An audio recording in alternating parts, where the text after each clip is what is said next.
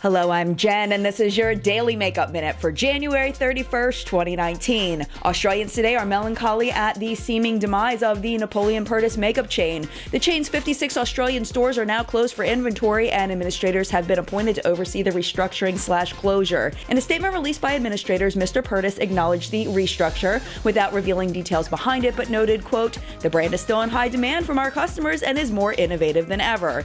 At Too Faced, take 10% off anything in their Valentine's Day gift shop with code Valentine10. And also from Too Faced, the Pretty Mess collection is being shown in preview mode. And in what is either a nod to polite society or a great marketing technique, the packaging has warning labels. With product names like Pat the Puss and DSL, some of them may be necessary. Coming soon. Finally, this new Sephora Favorites luxury kit is getting terrible reviews over the multi-branded deluxe sizes being extremely small for the $45 price. Look at the size of the products compared to the mascara brush. Would you buy it for this price? That's it for now. We'll see you here same time tomorrow. Don't forget our full-length weekly newscast, What's Up in Makeup, every Sunday morning on YouTube.